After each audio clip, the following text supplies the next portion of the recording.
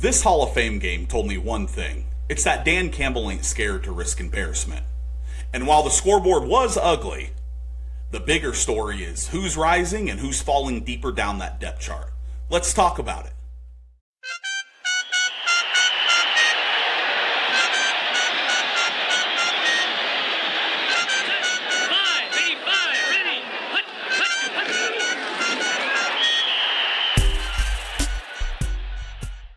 What's up, y'all? Welcome back to the Heartland Huddle, Chiefs, Lions, and NFL talk.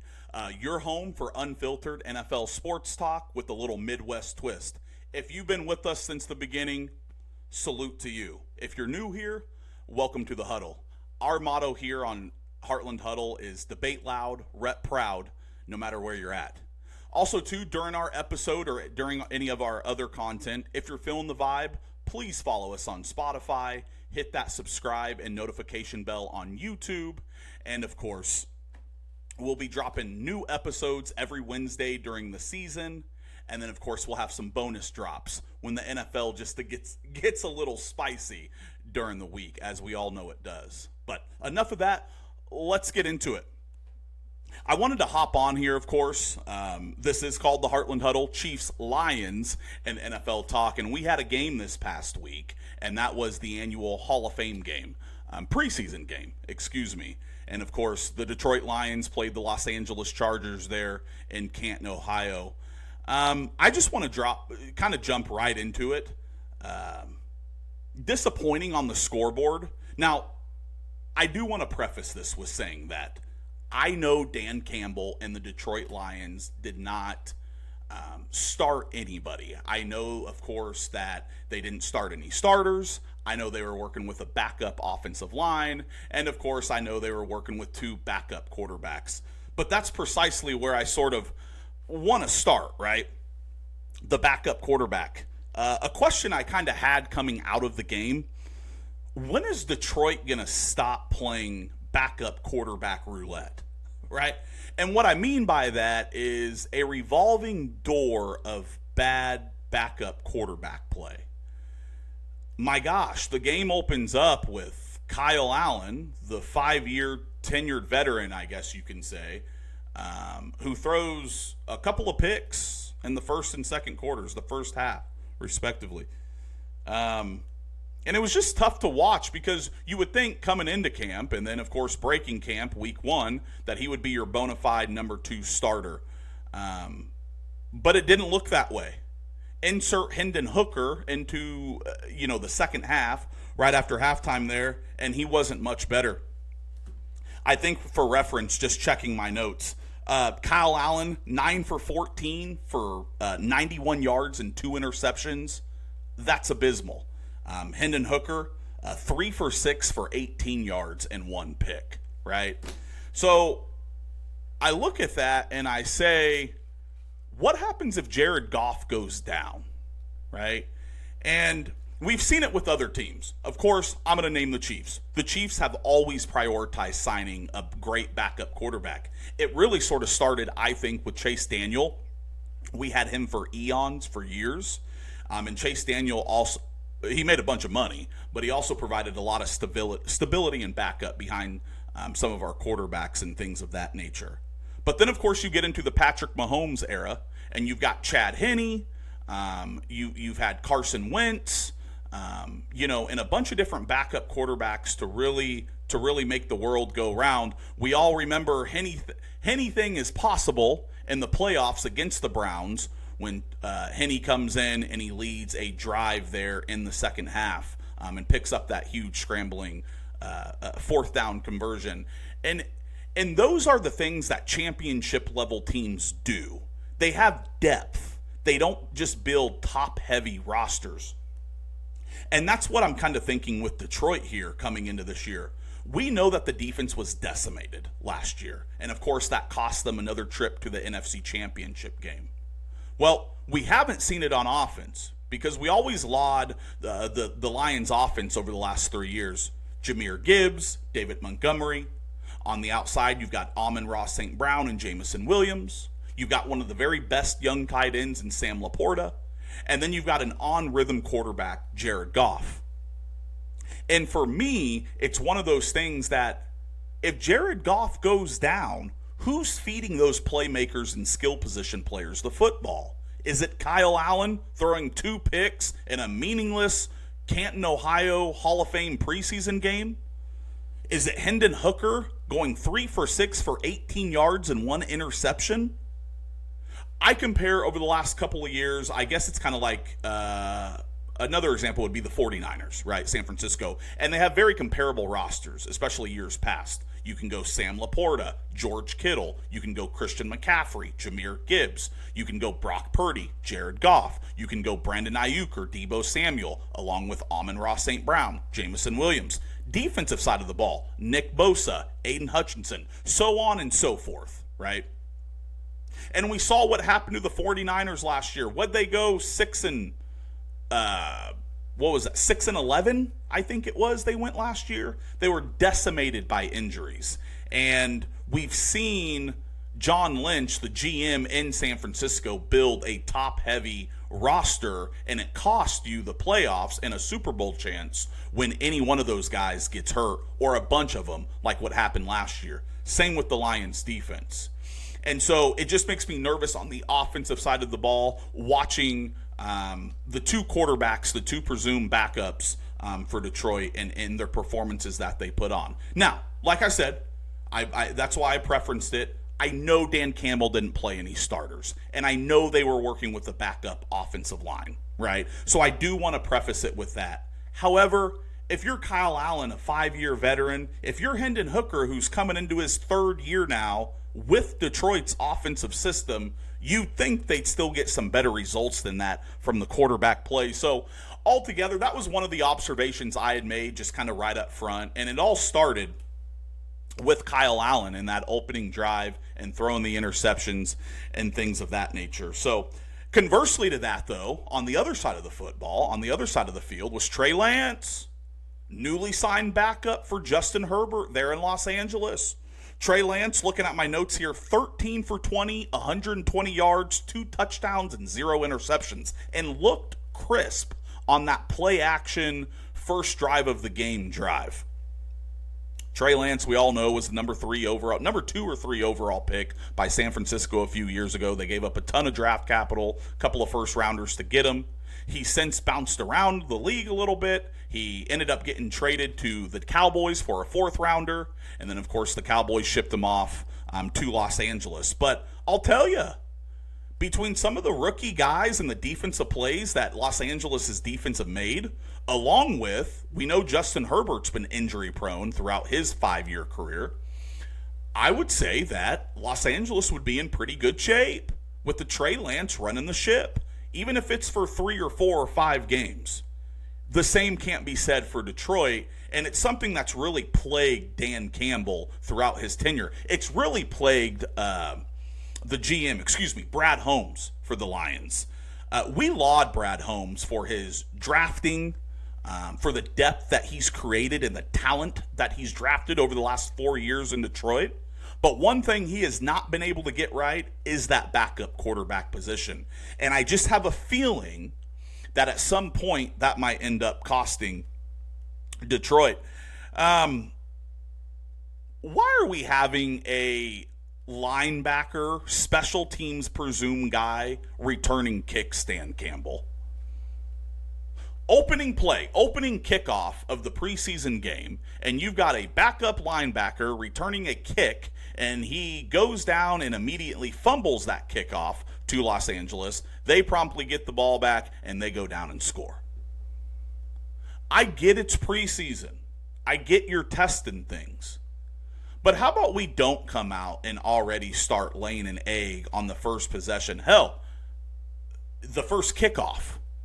And we're here to evaluate guys, not put them in weird situations that they may not thrive. And so I thought that was a bad call by Detroit. I thought it was a bad call by Dan Campbell. I don't care what your special teams coordinator is sort of telling you or what you guys want to try. I just thought that was a bad result and a bad call on Dan Campbell as well.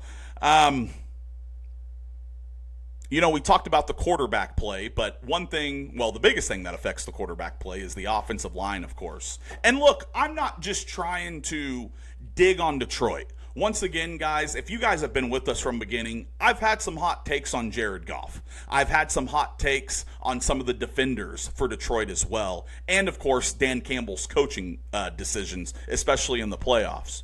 And so I'm not here to dig just at Detroit. I thought they had some bright spots in the Hall of Fame game. I thought the veteran 33-year-old Rock Ya-Sin, I thought he had a couple of great plays, a couple of great tackles, especially that one in the first quarter on the goal line where he knocked their running back out of bounds. I thought he sure has a heck of a shot to make the squad. I also like the play of Ennis Rakestraw, the second-round pick last year out of Missouri. He had a couple passes defended. He's big, he's physical. You can tell mentally he's taking that leap, and you can tell he was definitely ready to play. Now, unfortunately, I believe he went out with an injury, but still, made a couple of great plays. You want to talk about depth? Amik Robertson, Brian Branch, Kirby Joseph, Terry and Arnold. Some of those back-end guys that I think could make Detroit's secondary very elite. Great depth with Ennis Rakestraw, and I think Detroit's in good hands there. So I like those two guys. I thought those were a couple of bright spots for Detroit. However, kind of getting back to the offensive side of the ball, the backup offensive line. And it's funny because at a glance, I really thought that they actually played decent. I thought they opened up a couple of holes for Craig Reynolds, and I think the Jabari kid, who was backing up him. Jabari Small, I think his name is. And so I thought they moved some holes. They struggled out of the gate just because of quarterback play and stuff like that. But then when I started digging into the numbers, I learned they gave up a 33% pressure rate. They gave up a couple of sacks. And so once again, really the common theme, of course, is that who's rising up that depth chart? Who's sliding down that depth chart? If one of those interior offensive linemen gets hurt, or even the tackles, who's sliding in to fill those stops? If you check out one of our older episodes, our training camp episode last week here on the Heartland Huddle Chiefs, Lions, and NFL Talk podcast, Xavier and I, my co-host who's usually with me, we had sort of talked about some storylines going into camp. We had talked about some things that we were wanting to see from Detroit, particularly the offensive line. There was a lot of off-season shuffle and loss for Detroit. Zeitler, I believe, goes to Minneapolis, I believe. Don't quote me on that. And then, of course, it was Frank Ragnow, the long-tenured center who was one of the very best in the league. He retires, surprisingly. And so now you have the veteran Glasgow sliding down to the center position, right? You've got some fill-ins and things like that. You've still got Penei Sewell, Skipper, and those guys. But now with your interior offensive line sort of compromised, or at least coming together, you've got a backup rookie, Tate Ratledge, which I think he'll back up to start the season. But then you look at the 5 guys who started the other night in the Hall of Fame game, and you say, wow, if Ragnow, if Sewell, if Skipper, if any one of those guys goes down, who's filling in? Is it the rookie Tate Ratledge, or is it one of those guys in the Hall of Fame game? And so that was a bit concerning. Obviously, if, you don't have a lot of depth, you have a top-heavy roster, it can come back to hurt you, as it did, of course, with Detroit last year. But once again, they didn't play any starters. I thought that was a great choice for Dan Campbell. You're going to have some guys work in here this upcoming weekend. We're going to get some looks at some other guys. But overall, the scoreboard reflected it. I believe it was 35-7 at the end of the game, and I think there was a lot of embarrassment. Even though it was the backups, that's something Dan Campbell doesn't accept. Would be, of course, lack of effort, would be embarrassment, and sort of that sloppy play that's plagued Detroit in the past. But one of the things I wanted to move on to is, how fragile are top-heavy rosters? because the starters didn't play, but as you can see, there's just a drop-off, a massive drop-off. And so I'm going to go back to the Chiefs, of course. That's my team. We all know that. This is the Heartland Huddle podcast, Chiefs, Lions, and NFL talk. I'm going to go to Kansas City for a second. 2 years ago, the Chiefs broke camp with Marquez Valdez-Scantling, Sky Moore, Juju Smith-Schuster in their wide receiver room and won a Super Bowl. Now, you can attribute it to Andy Reid and our defense, of course, and Patrick Mahomes, but goodness gracious, guys, all Brett Veach does is go out and get depth. Last year, we lose Rashee Rice to friendly fire in week 4. Hollywood Brown goes down the first play of the first preseason game. And all the Kansas City Chiefs do is go 15-2, really 15-1, because we didn't play our starters in that Week 18 matchup with Denver. But all we do is go 15-2, go back to a third straight Super Bowls, albeit we got our doors kicked in by Philadelphia. But damn, we were there. We had injuries too. Were we decimated like Detroit or San Francisco? No. But dang, guys, it's not like we were working with an all-pro team over here. And I think that's just a testament to the very best front offices that football has to offer. One of them, of course, in Philadelphia, Howie Roseman. He's done an absolutely fantastic job. And so, it's one of those things that I think always in the NFL, it's a collision sport. It's a violent sport. It's a sport that injuries are always going to be prevalent. You can't plan them. All you can do is try to work through them and work around them and pray that your star players don't get hurt. And if they do, that they're not out for that long of a period. However, those are some of the things I see with Detroit's roster. Now, I could be very wrong, right? They've got 3 more preseason games where I would imagine we're going to see some better quarterback play. I believe Hendon Hooker is starting the second preseason game for Detroit. So, and there will be some starters that are worked in and things of that nature. But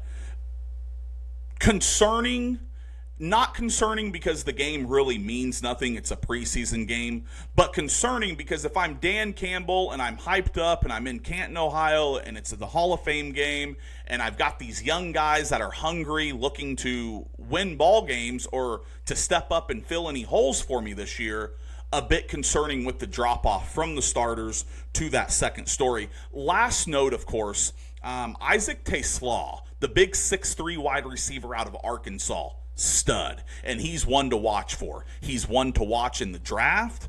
The Lions moved up quite a bit to grab him, and now he has a couple of catches, a couple of big catches. I think this is a guy that is going to come in and have an immediate impact for the Detroit's offense.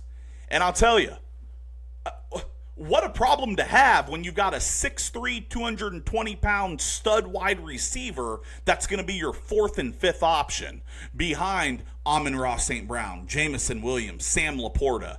And then, of course, we all know John Morton, the new offensive coordinator, is going to split out Jahmyr Gibbs more this year. So really, you got this Isaac Teslaw that's going to be your 4th or 5th option in a very, very deep Detroit offense.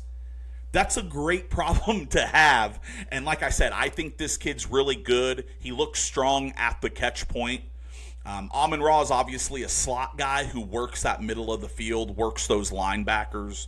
Jamison Williams, of course, is going to be on the outside hitting go balls. John Morton's already said as much. But then to have 6'3", 220 on the other side, and Sam Laporta working the intermediate routes and underneath and working those linebackers.